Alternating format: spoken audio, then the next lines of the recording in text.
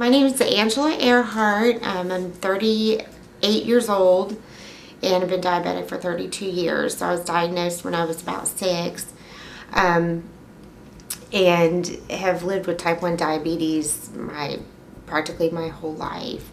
As a young child, the only thing I really remember is not being able to eat sweets. The only method of giving the insulin then was 2 shots twice a day, and had to base your diet around that. Growing up and into my teenage years, I didn't care so much about the diet. I didn't care what I ate. I didn't care about checking my blood sugars. I remember being embarrassed in school when I had to go ask for sugar to help treat the lows, and I always felt that I was kind of different. You know, with diabetes, it affects everywhere the blood hits, so it's not, you know, on the outside I appear healthy and okay and really in my body. It's just not, it's one of those invisible disabilities that can kind of get swept under the rug a lot of times.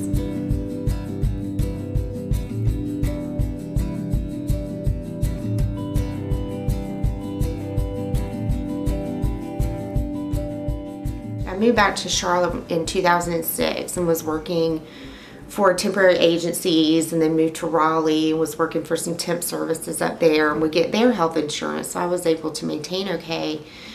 And then once the economy dropped, administrative jobs were gone, and yeah, I went without health insurance from about 2007 until August of 2011. During that time without the health insurance, I was just scrambling around trying to just get by.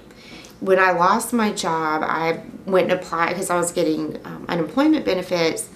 I went and applied for Medicaid just to be able to get insurance to cover my insulin, needles, and blood testing strips, and was denied that, even just for the basics.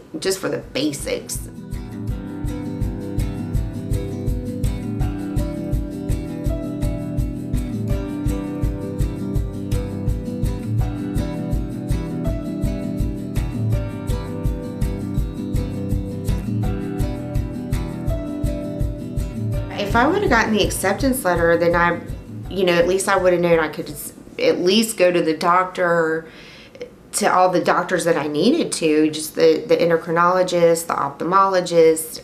At one point I was seeing a urologist for some problems I was having. All this, because our country loves specialists,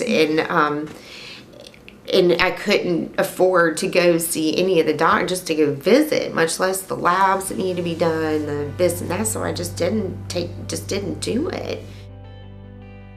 I'm lucky enough to be able to go to school and earn a master's degree where I'll hopefully be able to secure some good employment, but for others who aren't as lucky as I am or as fortunate, it's pretty much a death sentence if you don't have your meds.